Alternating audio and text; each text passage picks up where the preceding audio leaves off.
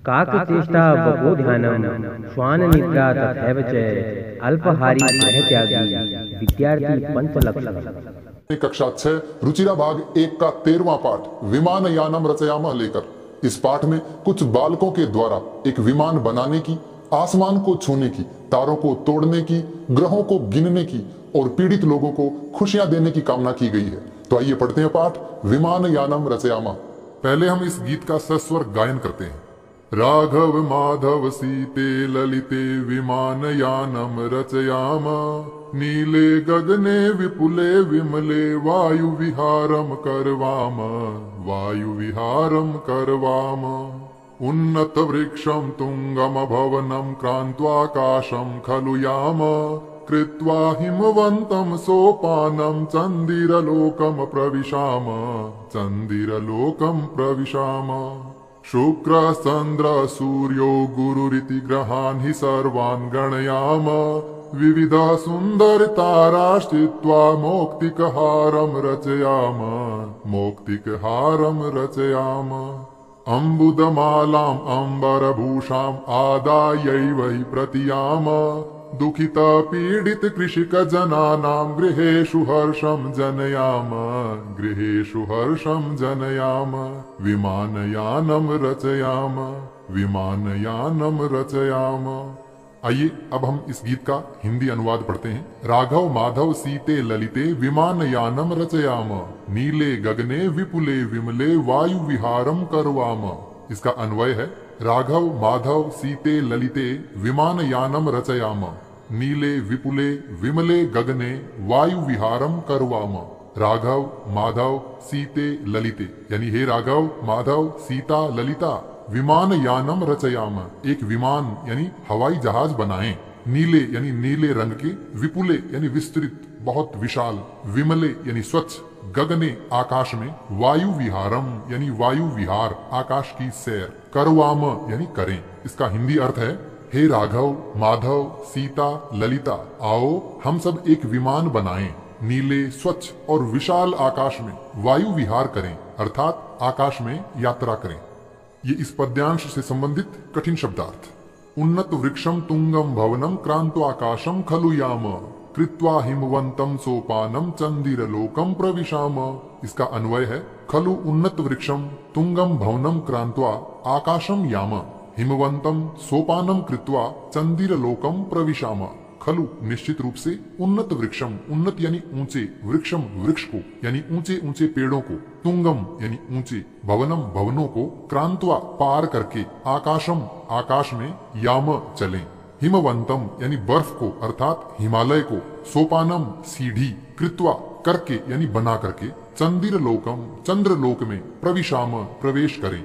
इसका हिंदी अर्थ है ऊंचे पेड़ को यानी ऊंचे ऊंचे पेड़ों को, ऊंचे भवन को पार करके आकाश में चलें, बर्फ को यानी हिमालय को सीढ़ी बनाकर चंद्रलोक में प्रवेश करें यानी चंद्रमा पे चलें। शुक्र चंद्र सूर्यो गुरुरिति ग्रहान् हि सर्वान् गणयाम विविध सुंदर ताराश्चित्वा मौक्तिकहारम रचयाम। इसका अन्वय है शुक्र चंद्र सूर्य गुरु इति हि सर्वान् ग्रहान् गणयाम विविध सुंदर तारा चित्वा मौक्तिक हारम रचयाम अर्थात शुक्र चंद्र सूर्य बृहस्पति इति आदि ही निश्चित रूप से सर्वान यानी सभी ग्रहान ग्रहों को गणयाम गिने विविध अनेक प्रकार के सुंदर तारा सुंदर सुंदर तारों को चित्वा चुन करके इकट्ठा करके मौक्तिक हारम मोतियों का हार रचयाम बनाएं। इसका हिंदी अर्थ है शुक्र चंद्र सूर्य बृहस्पति आदि सभी ग्रहों की गणना करें, अनेक प्रकार के सुंदर सुंदर तारों को चुनकर मोतियों का हार बनाएं। अम्बुदमालाम अंबरभूषाम आदायैव हि प्रतियाम दुखित पीडित कृषिक जनानाम गृहेषु हर्षम जनयाम।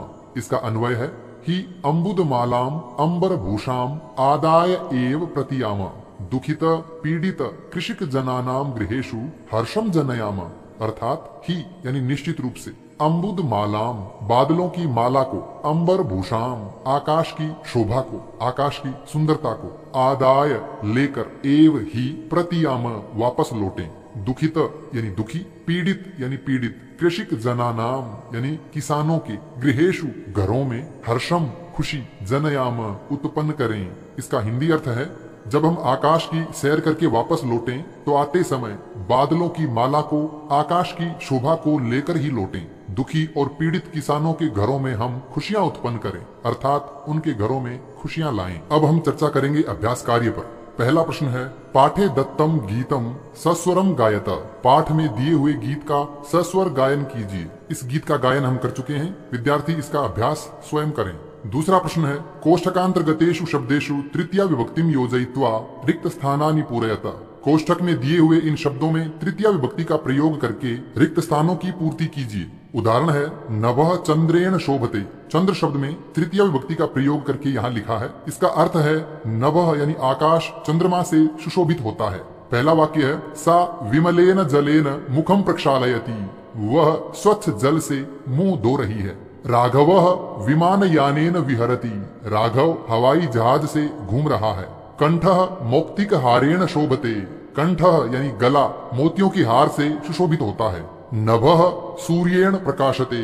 आकाश सूर्य से प्रकाशित होता है। पर्वत शिखरम अम्बुद मालया आकर्षकम दृश्यते।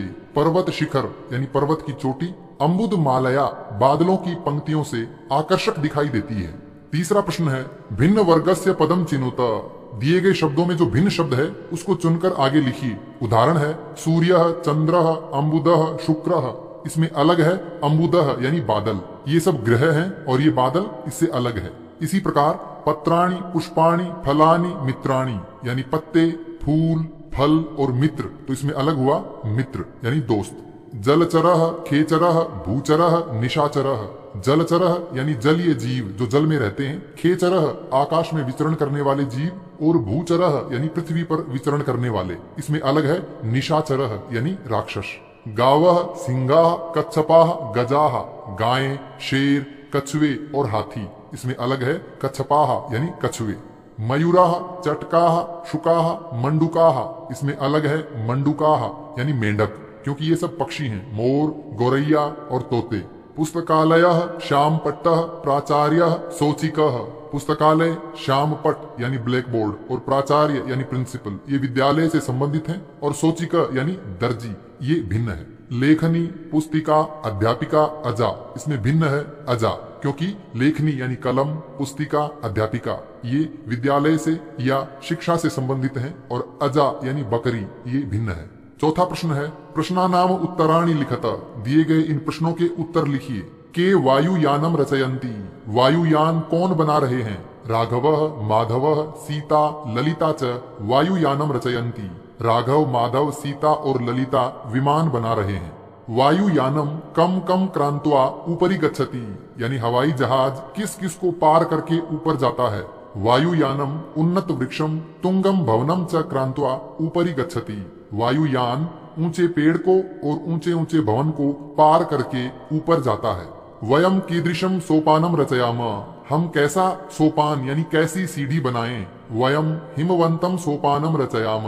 हम हिमवंतम यानी बर्फ को अर्थात हिमालय को सीढ़ी बनाएं। वयम कस्मिन लोके प्रविशाम। हम किस लोक में प्रवेश करें। वयम चंदिर लोके प्रविशाम। हम चंद्र लोक में प्रवेश करें। आकाशे काह चित्वा मोक्तिक हारम रचयाम। आकाश में क्या चुनकर मोतियों का हार बनाएं। आकाशे विविधाः सुंदर ताराः चित्वा मोक्तिक हारम रचयाम। आकाश में अनेक प्रकार के सुंदर तारों को चुनकर मोतियों का हार बनाएं। केशाम गृहेषु हर्षम जनयाम। किन के घरों में हर्ष यानी खुशी उत्पन्न करें। दुखित पीड़ित कृषक जनानाम गृहेषु हर्षम जनयाम, यानी दुखी और पीड़ित किसानों के घरों में खुशियां उत्पन्न करें। पांचवा प्रश्न है, विलोम पदानि योजयत। विलोम शब्दों के साथ मेल कीजिए। उन्नतः यानी ऊंचा, अवनतः यानी नीचा, गगने यानी आकाश में, पृथिव्याम यानी पृथ्वी पर, सुंदरः यानी सुंदर, असुंदरः यानी जो सुंदर न हो, चित्वा चुनकर, विकीर्य बिखेर कर या फैलाकर, दुखी सुखी, हर्षः यानी खुशी, शोकः यानी दुख। छठा प्रश्न है, समुचितई पदई रिक्त स्थानानि पूरयत। दिए गए रिक्त स्थानों में सही शब्द भरें। ये उकारांत पुल्लिंग शब्द रूप हैं। इनमें से कोई भी एक शब्द रूप आप याद करें और इन सभी को आप आराम से लिख सकते हैं, जैसे भानु, गुरु, साधु, वटु, शिशु, विष्णु। इन सभी के रूप एक ही समान चलते हैं। तो आइए रिक्त स्थान भरते हैं। भानु, भानु, भानवः। इसी तरह से द्वितीय विभक्ति में गुरु शब्द का रूप होगा गुरुम, गुरु, गुरून्।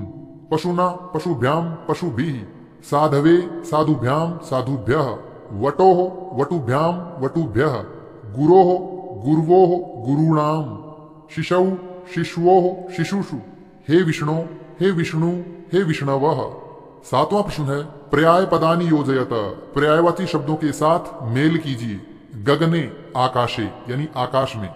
विमले, निर्मले यानी स्वच्छ। चंद्रः, निशाकरः यानी चंद्रमा। सूर्यः, दिवाकरः यानी सूरज। अम्बुदः, जलदः यानी बादल। ये था पाठ विमानयानम रचया।